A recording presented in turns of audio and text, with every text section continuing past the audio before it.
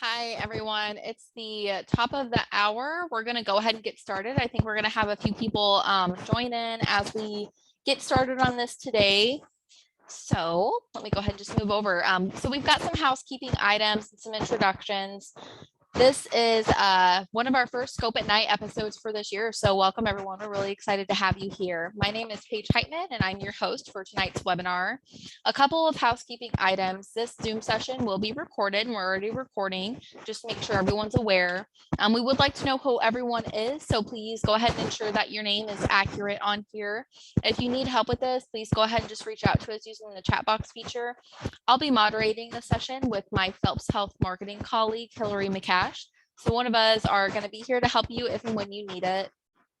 Please note that everybody is currently muted. If you do have a question that pertains to the topic being discussed, go ahead and add it to the chat box and we'll try to get that question answered throughout the course of tonight's show. You also can add comments in the chat box. One thing to note about the chat box is that you can send questions and comments to the whole group or to just one person. We'd encourage you to send your question or questions and comments to the whole group so that everyone can participate in the discussion. However, you're always welcome to send a private question or comment if you feel more comfortable doing that. We would like to encourage everyone to utilize the reactions that Zoom offers during this discussion today. You can use the hand clap, thumbs up, thumbs down, whatever works for you to let us know how you're feeling about our discussion. Reactions can be found in two places, one either on the top or bottom of your screen, and one you'll see when you display the participant list. Also, if you're watching from our Facebook live stream, we're super glad that you're here tonight and feel free to ask questions, comment, or show us emoticons during our conversation. We will be conducting a few polls throughout this Zoom so that you'll get a chance to interact if and when you choose. Of course, don't forget the chat feature though. Some of you may be using a mobile device while others of you are using a laptop or maybe a computer. If you find that your features aren't the same, maybe they look a little bit different, we just ask that you participate with us however you can. Some of you may be using a mobile device while others of you are using a laptop or a computer. If you do have issues with your sound because of that, the Zoom meeting or maybe other features, just let us know and one of us will be happy to assist with you. So before we begin today, I want to introduce tonight's expert. So Dr. Fawad Virk is a cardiologist and an interventional cardiologist at Phelps Health. So welcome to our first Scope at Night of 2022. Hi, everyone. Thank you for having me. I'm really excited to be here, and especially in the month of February, which is actually Heart Health Month for all of us. And I'm really happy to be here to talk about the coronary artery disease, what we're going to talk about today. Yes, we're so excited to have you. So Dr. Virk and all of our guests, we're actually going to go ahead and kick off tonight with a polling question. Let me go ahead and pull that up for everyone. And these are completely anonymous, so feel free to answer however you would like.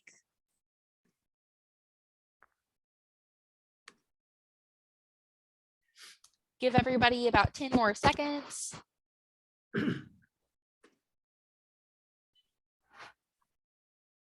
All right, I'm going to go ahead and in the poll, share those results. So it looks like everybody at least knows somebody in their life who has been impacted by heart failure in some way, shape, or form.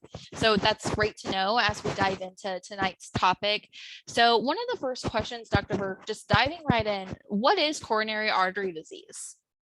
Yeah, so coronary artery disease, basically coronary arteries are the arteries that supply blood to your heart muscles. And obviously they are the essential part of your heart because your heart cannot function without the coronary arteries.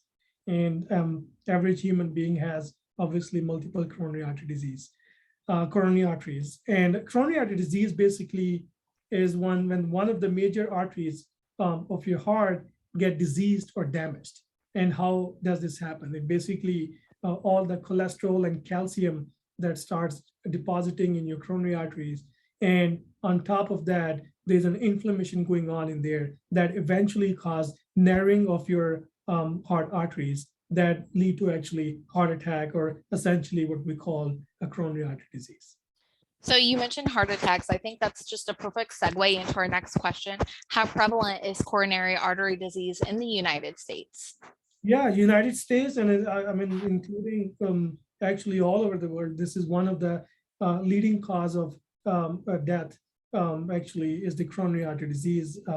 And more than 600 million people are involved, have gotten this disease in one way or other, either a mild or moderate or a severe form, and they got multiple, either they've been treated with either stents or bypass or different modality, even medication with that. So it is, and you probably know, I mean, it's really prevalent, and if even from your poll, you can see that, I mean, every other household has one of the member, either mom, dad, or some of the family member that actually has a coronary artery disease, and consequences of that coronary artery disease. Yeah, absolutely. Like you said, it's really prevalent. It's one of the top causes of death in the United States. So question number 3, what role does genetics play in coronary artery disease? Is this nature versus nurture? And what does this look like? Yeah. So, I think it's a combination of everything. Obviously, genetics play a big role in that. And if you have a significant family history of heart disease, on top of that, if you have a family history of high blood pressure or diabetes, that actually puts you at higher risk for having any future cardiovascular events than as compared to someone who does not have much family history. And on top of that, obviously, once you have genetics and you have environmental factors, that includes your personal habits, that especially includes your dietary and your smoking and your management of your blood pressure and obesity, and everything that counts together, that actually leads to having a coronary artery disease, and gets more risk of having coronary artery disease in the future. So definitely it plays a big role. You mentioned what people eat and their activity level and how that kind of plays a role. But moving on to question 4, what are some of the symptoms of coronary artery disease that you in particular see in patients? What are some of the symptoms that they have whenever they come in to see you? Yeah, so it's a good question. The typical thinking is that it's only the word chest pain is important, and people think that if only the chest pain is a sign of coronary artery disease, which is not true. Chest pain is one of the most common actually symptom of heart disease, of coronary artery disease. On top of that, patients can have chest tightness. The people don't have really a pain sometimes. They feel chest tightness on top of that. People can have a shortness of breath. The shortness of breath obviously could be because of a multiple reason, but one of the top reasons for shortness of breath, it could be a indication of a coronary artery disease. Some people, especially females, they can present in a different way. They can present with a nausea, abdominal pain. People have shoulder pain. Sometimes they have a jaw pain. They think that it's because of their dental problem is going on in there. On top of that, people have sometimes they feel palpitations. They feel their heart beating fast, and they're feeling flip-flop in their heart. And sometimes they have sweating. So there are different ways people can actually present with a coronary artery disease. And I think it's very important for all the general public to know all these symptoms, that it's not just the chest pain and chest tightness. It's everything, a combination of different things that people can actually present with a chest pain, with the coronary artery disease. Dr. Virk, I think this is a great time. One of the questions that just came up from this is palpitations. What do you mean whenever you say palpitations? Mm-hmm. It's usually the thing people feel. Everybody has different ways to explain when they feel like their heart is beating fast. Usually, normally, when you and me like sitting right now, we don't feel our heart beating. But if you feel suddenly that your heart is beating fast, you feel there's a skip beat. Sometimes you feel a flip-flop kind of like sensation. You feel like there's a missed beat in your chest. So that's typically, everybody has different ways to explain that. That's typically, we usually call it palpitations. I love that. I think it's worth mentioning, since we're so close to Valentine's Day, even if your heart skips a beat for somebody you love right now, you probably should go get it checked out, right? Yes, absolutely. Absolutely. So question number 5, can you tell us about the risk factors for coronary artery disease? What does that look like? Yeah, so risk factors I usually divide in some of the risk factors which you can modify, and some of the risk factors which you cannot modify. For example, male gender is actually, men have higher risk for having a heart attack. And that's how, we are born. Females have less risk, but obviously these days we've been seeing a lot of females with that too. But male gender is one of the risk factors, and obviously you can't change that. age is one of the biggest risk factors. The older you get, the more prevalent there's more prevalence of coronary artery disease in older patients, especially people who are above 60, 65 years old age. You cannot obviously stop aging. That's something you cannot modify your risk factors. Family history. If you have a strong family history in your mom, dad, brother, sisters, your first degree family relative, if they have premature heart disease, which definition of premature is usually if they have a heart attack at young age, like below 55, then that's one of the risk factors actually can be your risk factor for heart disease. Obviously, you cannot change your family history. Race is one of the biggest factors. The African American, Native Americans, Asian population, big risk factors in Asian population is actually this coronary artery disease. So these are usually the non-modifiable risk factors, which you cannot do anything about that. But there are modifiable risk factors. That includes high blood pressure, your diabetes, if you're obese, if you're a smoker, and on top of that, if you have high cholesterol, if you have bad dietary habits, that all leads to the other risk factors, which are essentially you can modify with your lifestyle changes and with medications. So Dr. Virk, I have my own personal question about this because we often talk about diet and exercise and how important those are. Can you outwork a bad diet? Yeah, so diet, there are studies out there that we usually, the Mediterranean diet, which usually we call it, they say that usually more vegetables in your diet, a lot of fruits in your diet, legumes, you have nuts, you can have some red meat, but not a lot of red meat because the red meat is actually not really good for that.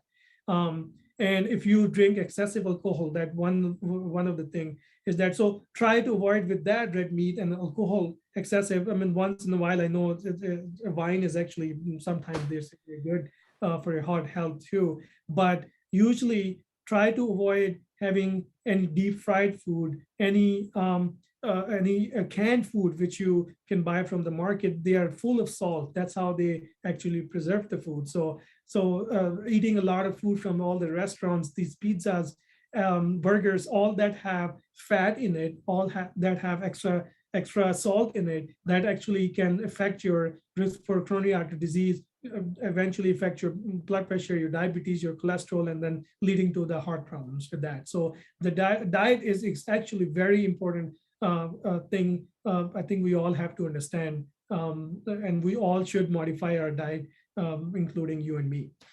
Yes, I love that. That's great advice. Moving right along, question number 6. So now that we know that diet is one of the important tools that we can do for ourselves, what tools do Phelps Health cardiologists like yourself have at your disposal to help diagnose and treat coronary artery disease? Yeah. So I think we are pretty blessed with that. At Phelps Health, we have all the actually advanced state-of-the-art modalities to actually diagnose and treat coronary artery disease. For example, if somebody's having chest pain or they're coming to the ER or they're seeing us in the clinic, we have different modalities that we can do an echocardiogram, which is essentially an ultrasound of your heart to look for the heart muscles and for the heart valves. We can do a stress test on those patients to diagnose any coronary artery disease. We have CAT scan here. We can actually do a CT coronary angiogram that can actually help us looking at the coronary arteries to look for the blockages. We usually call Holter monitor to look for any rhythm problems with that. We can diagnose any rhythm problems with that. Holter monitors or event monitors. We can do a renal ultrasound with that. We have, I'm assuming we're probably going to have a facility for MRI, cardiac MRI soon with that too, but we can also have ultrasound. We can do an ultrasound, an MRI or a CAT scan of your neck arteries for that too. And obviously after diagnosis all these things, and if you need any procedure, which we usually call coronary angiogram, where myself and my other partners, we can do a coronary angiogram in a cath lab. We have 2 state-of-the-art cath labs with all the advanced modalities and imaging available, where we can actually diagnose and treat that coronary artery disease if we find any obstruction in there, and we can put in a stent in there. Yes, I love hearing you say that, Dr. Virk, because I think sometimes there's a misconception that we are just a small rural hospital and we don't have the availability or even the tools at our disposal that you just talked about to care for patients. So they often go to Springfield or St. Louis, Kansas City, whatever it is, but they can stay here. They don't have to travel hundreds of miles, right? Yeah, no, absolutely. And again, we on top of that, if somebody heart is really weak, we have mechanical pumps we can also use to stabilize them. And obviously, we have a good relationship with other hospitals also. If they need a bypass surgery, we can always refer them for the bypass surgery. But for all the other modalities, I think here in Rolla, we have all the state-of-the-art facilities, and you all probably know that we just recently started our 24-hour STEMI program that essentially means that if you're having an acute heart attack, sudden heart attack, we don't have to really fly you to somewhere else in Springfield or St. Louis. We can actually take care of that here in Rolla. Now, Dr. Virk, another question that came through is how do you determine what testing somebody gets, whether it's an MRI, an echocardiogram? How do you determine that? Yeah, so it usually depends upon your risk factors and the way we assess your risk and we assess your symptoms, and then we decide that which way to go. And depending upon your age, if you're a young patient, if you don't have much risk factors, we have different modalities. We can do a CT and rule out any obstructive heart disease. If you are a little bit older, you have more risk factors and your history is more convincing, then we actually go towards more doing a stress test on that. And echocardiogram to look for the echo. So it totally depends upon your presentation and upon your risk factors, and then we decide that which way to go and which modality do we have to pick up. Perfect. Thank you so much, Dr. Virk.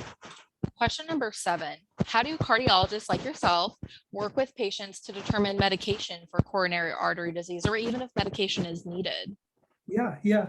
So once you have a coronary artery disease, as I mentioned, that essentially means you have cholesterol plaque inside your artery. You have to be on certain good medications to actually prevent any future cardiovascular events. And these patients are very important that they are on a lot of good medical therapy. That includes obviously a baby aspirin. That includes there are medications we usually call beta blockers. That includes patients who have ACE inhibitors. Sometimes if you get a stent, that means that you're going to be on another blood thinner called Plavix or Brilinta on top of that. We really have to obviously individualize every patient that which patient can tolerate which medical therapy for that. Obviously nobody and not every patient can tolerate in all of these medications. We have a long range of medications, which I think patients have to be on those medications when they are diagnosed with coronary artery disease. But we have to obviously work with the patient and their individual individual response and needs that if these patients can tolerate in that too. So that's we usually individualize those patients that which one ever can tolerate. Yeah, it's they're not one size fits all, right? Oh no, yeah, it's all patient-centered care. Moving right along, question number 8, what are some of the health problems that can arise from coronary artery disease and if somebody gets diagnosed with this? Yeah, so once you're diagnosed with a coronary artery disease, and if you don't take care of yourself, the biggest health problem you can end up is that you can have a heart attack. That blockage, that plaque that has built in it, and it can actually break and suddenly close your artery, and patients can end up having a heart attack. If you have a big heart attack, you can have a weakening of your heart muscles. Patient can end up having a congestive heart failure. If your congestive heart failure, if your heart function is not improving, then eventually you can have abnormal rhythm problems, and patients can have a cardiac arrest because of those rhythm problems. And then usually those patients end up needing a defibrillator on top of that. If you have a weak heart on top of that, patients at high risk of having a stroke on top of that, you can have a blood clots that can develop inside the heart cavity with that. So a lot of health implications can happen if you do not take care of yourself, especially if you are diagnosed with coronary artery disease. Perfect. Question number 9, can you explain the difference between primary and secondary prevention of coronary artery disease? Yeah, so primary prevention essentially means that you do not have a heart disease diagnosed yet, or you do not have a coronary artery disease, but we take some measures to actually prevent that coronary artery disease. That's what we usually call it a primary prevention. That essentially means taking care of your risk factors. You have a high blood pressure, diagnose your high blood pressure, diagnose your diabetes, diagnose your cholesterol problem, and treat those things before actually having a heart coronary artery event. Secondary prevention essentially is that once you are diagnosed with coronary artery disease, now we have to be more aggressive actually to taking care of your all those risk factors that can actually lead to another event of coronary artery disease. Once you have a heart attack, you're at higher risk of having more heart attacks if you're not able to take care of yourself. That include diabetes, high blood pressure, your diabetes, your smoking, all that risk factors. So that's essentially is called secondary prevention once you have a diagnosed coronary artery disease. So you said a couple of things that I want to talk about. You talked about smoking. Why is smoking one of the worst things that somebody can do for their body for long term, not even just for their heart health? Yeah. So obviously, smoking can affect any part of the lung, not just a heart problem. It can obviously affect your lungs. You end up having a COPD. You can have having lung cancer, but at the same time, high risk for stroke.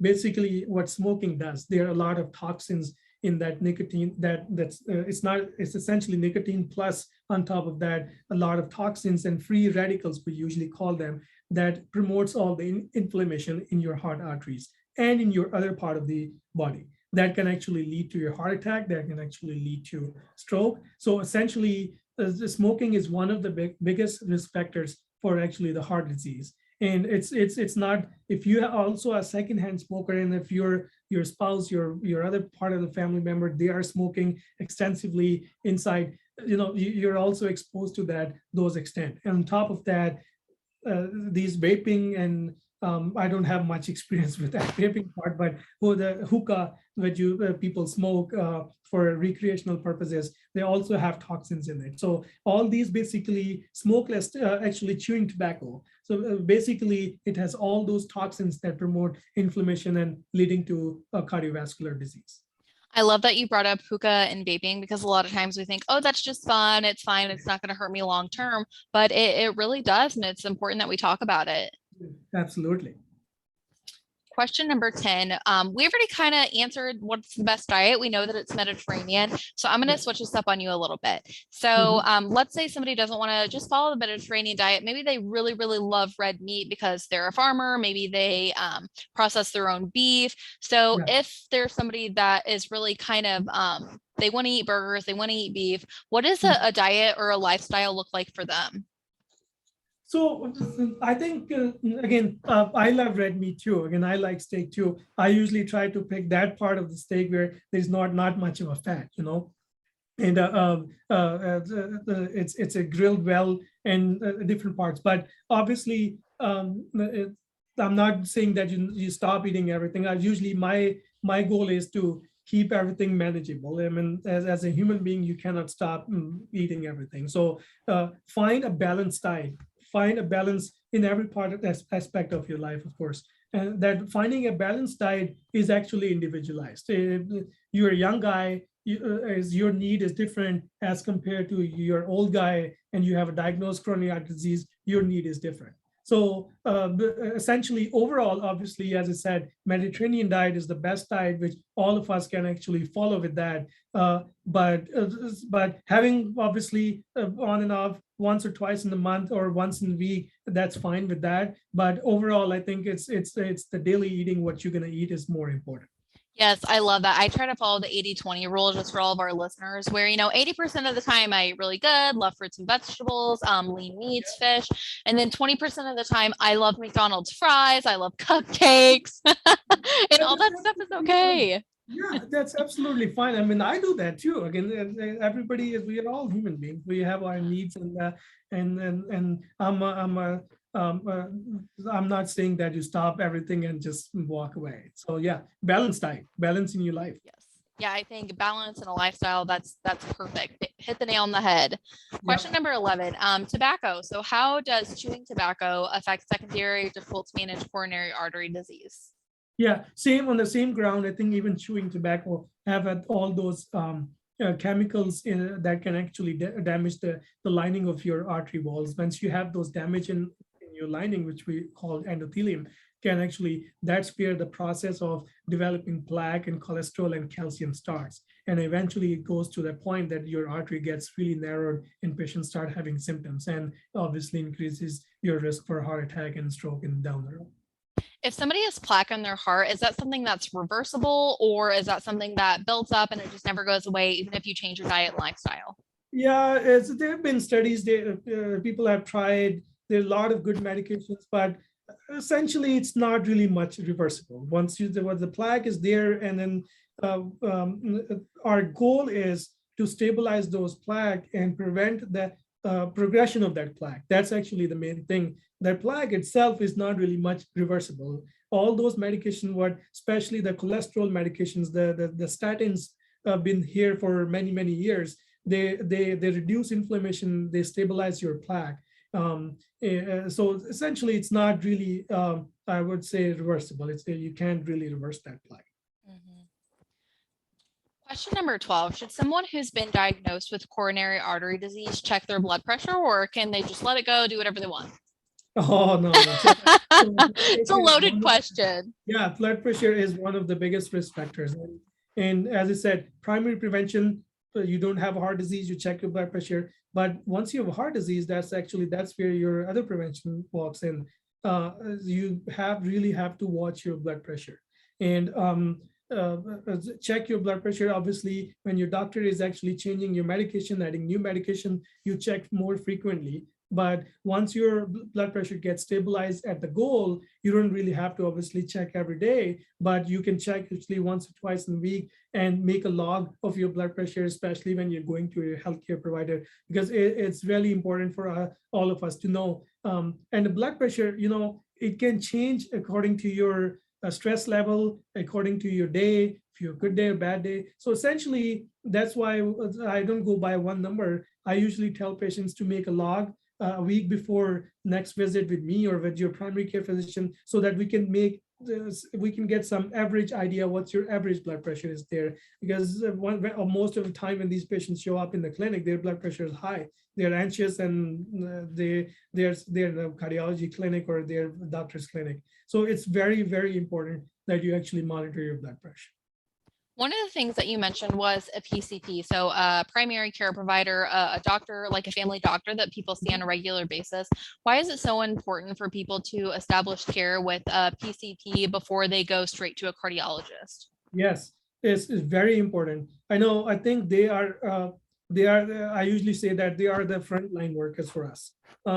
They are the one actually who diagnose and establish actually all these diseases and eventually send a referral to us. So, and usually that's the whole point of having a primary care and a family physician, that they are focusing on every aspect of your problems and diseases. So, and frequent visits that includes your blood pressure, your cholesterol, diagnosing your vaccinations. On top of that, flu vaccine is obviously very important for heart disease patients with that. So establishing a primary care, and obviously they see more of their primary care than they see us. And I think you have to have a really good and established primary care physician to actually manage all these diseases. It's very important. Yeah, because usually whenever there's one thing going on, there are probably lots of things going on. Oh, Yeah, it's absolutely. a great point. Question number 13, kind of just going back to blood pressure, because like you said, this is really important. We got to make sure that we do this, that we stay on top of it.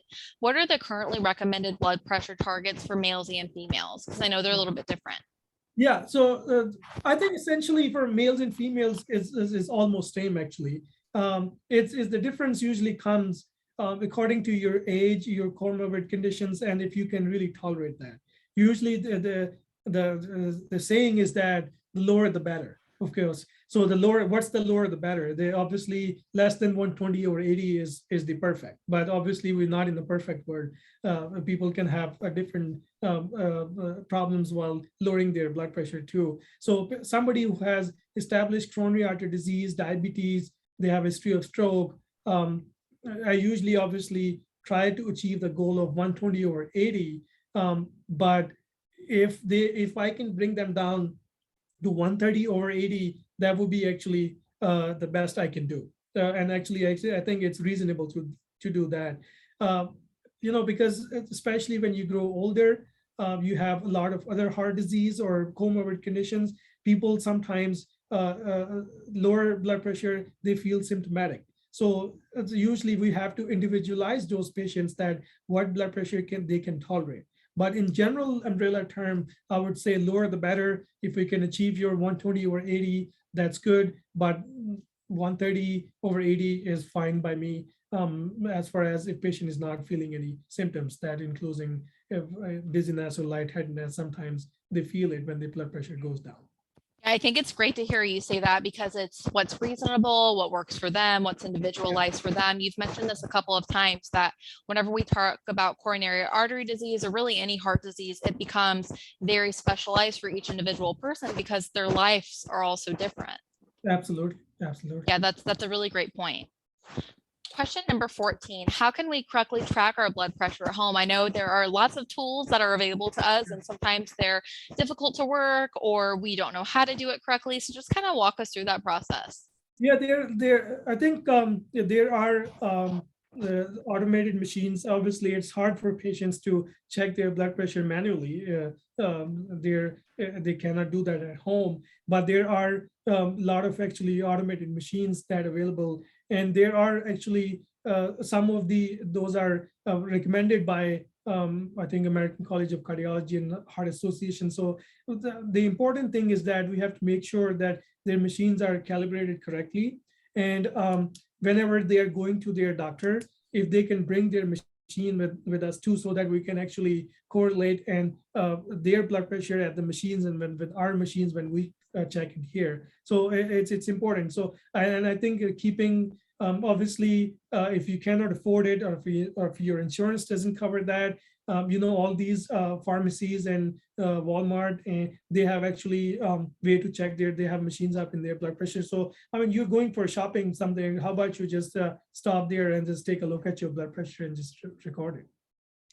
Yeah, I love that. Annette just also made a comment to everyone. She's a clinic manager for cardiology at Phelps Health. She said, my chart has a great blood pressure flow sheet. So if anybody wants to look into that or would like that resource, just let us know and we can make sure that we get that to you all. Thanks, Annette. Sure. That's a great thought. Yeah, yeah. So before we move on to question number 15, I did have another question that came through that I think is applicable before we go right into question 15 and 16 and wrap up. So if somebody has coronary artery disease, if this is something that they suffer from or they've had an event, once they have coronary artery disease, the question is, does that then put them at a greater risk for additional heart events in the future? Absolutely, yes. So once you have a coronary artery disease, and that's where control of your risk factors walks in. That's where importance of taking your medication walks in. And because that's very important. All those medications which we prescribe to a patient with a coronary artery disease is there to prevent any future cardiovascular events. And yes, these patients are at higher risk for having future events. That includes another heart attack, that includes another stroke. And because you all have because the plaque is still there.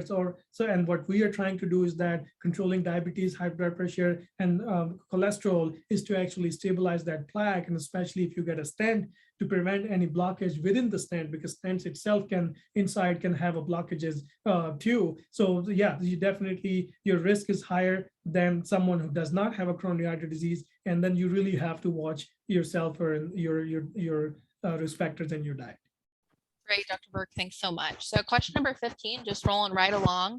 What are some other common cardiovascular problems that you see in our community? And just to kind of give some background to that, I know during the pandemic, for a lot of people, maybe they were nervous to leave their house. They wanted to try to be safe, and they've either delayed care or they've waited too long to receive care. We also live in a rural community where sometimes access is maybe not a priority, or going to a doctor's appointment, establishing care maybe isn't important for people.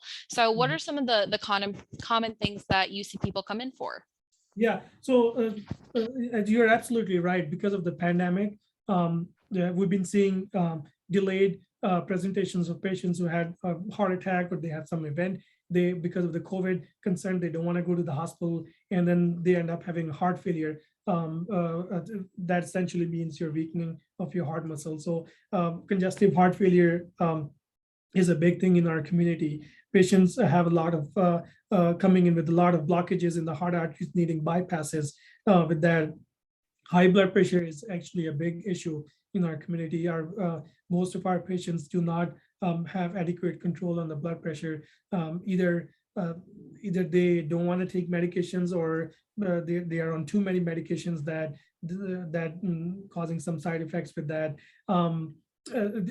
And stroke, these patients will end up having strokes because you still have is the same cholesterol that can build in your arteries up in here that can build in your neck too. So yeah, heart attacks, heart failures. On top of that, actually, patients, you can have a blockage or a plaque built up in your arteries in your legs. And that's how these patients start having cramps and pain in your legs. And sometimes you end up having a gangrene or ulcer. Some, especially in diabetic patients, they don't even feel that they just bump their foot one day, and then after a month they notice that there's a big a wound that's developing because they have blockages in the arteries in their legs, and they're not getting enough blood supply. So the peripheral artery disease, which usually called it PAD, is actually is very common. And unfortunately, then if we don't take care of ourselves, and especially smoking is one of the biggest factor, then these patients end up with obviously amputation, and that changes their life. Yeah, absolutely. You make such a great point. So question number 16, what should someone do if they have symptoms of coronary artery disease? Should they just stay at home, sleep it off? Probably not, right? What should they actually do? Yeah, absolutely. I mean, especially if you're falling in that risk factors and age, and you really have to think about that. Talk to your primary care, please. Come to us, see us, and obviously, as I said, your primary care's physicians are a first line of defense.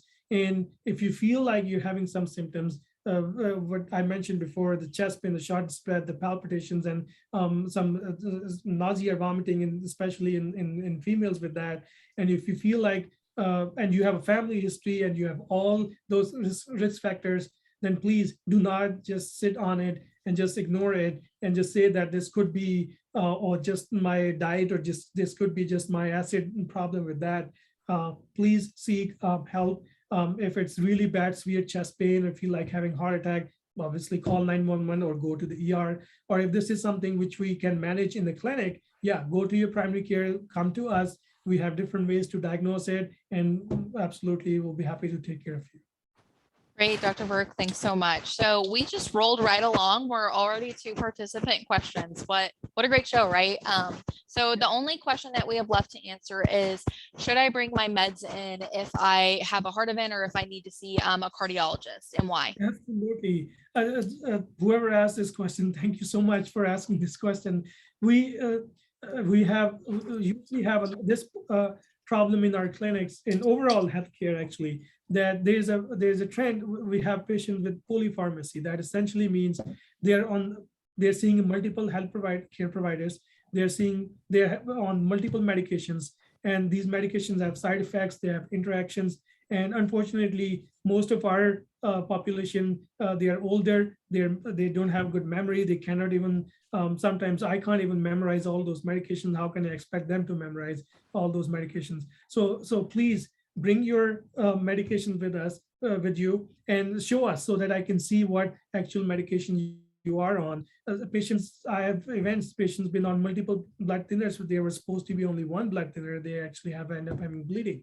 So a lot of complications can happen, and especially if you're older age, and you can end up having a lot more problems with drug interactions. So whenever you're going to any healthcare provider, that includes your primary care, that includes your cardiologist, or any other one, it's very important that you bring your medications. And if you forget that, just tell us. So we have all great, our nursing staff here, our clinic staff, and I usually have them, call back, or you can call us back and tell us that, hey, we talked about this. This is the medication I'm taking. This is the dose I'm taking. So it's very, very important. Please. I love that. Awesome. Thanks so much. So we are already at the end of our show. Thank you so much, everyone. We do have one more polling question before we wrap up today. I'm going to go ahead and launch that. And again, these are completely anonymous. Feel free to answer however you feel most comfortable.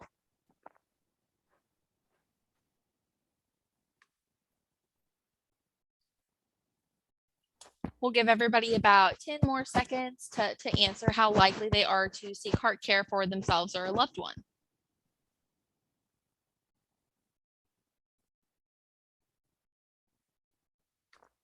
All right, awesome. I'm going to go ahead and end the poll, share those results. So it looks like everybody is likely to seek care, which is really great. That's good to hear, right, Dr. Virk? People aren't gonna wait.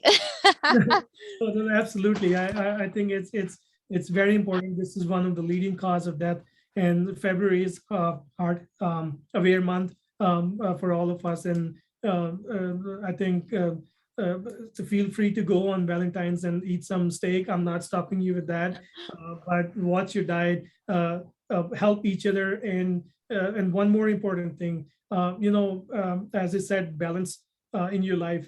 Anxiety and depression is also actually bad for your heart. So try to get help if you think that you're depressed, if you think you have some problem with that. Psychosocial issues are also a part of our society, and everybody has different issues with that. So ask your primary care about that too. Number two, if you feel like if you have a sleep apnea issue, that essentially means the patients have some lot of snoring, they stop breathing, and their spouses complain all the time. Ask your primary care about that. Sleep apnea is one of the other risk factors with that. So it's very important that you take care for each other. Watch your neighbors, watch each other, your family, and be happy. Dr. Virk, I love that. And we have you to watch us, right? So as we wrap up here today, thanks so much to everybody for tuning into the Scope at Night, our first one of 2022. A huge thank you to Dr. Virk for joining us today, sharing his experience, expertise. We appreciate all of the insight that you've been able to share with us and share with our community. It's always really, really valuable, especially during the month of February when we really are talking about our hearts and they're top of mind. As a reminder, this show has been recorded and will be emailed to all participants. It can also be rewatched on our Facebook page, so feel free to share it with family and friends who maybe missed the show, but you think that they'd really like it or get some good information from it. If you liked this show and would like to know more, check out our other episodes of The Scope on YouTube or visit phelpshealth.org. Have a great evening, everyone. Thanks so much. Have a good night.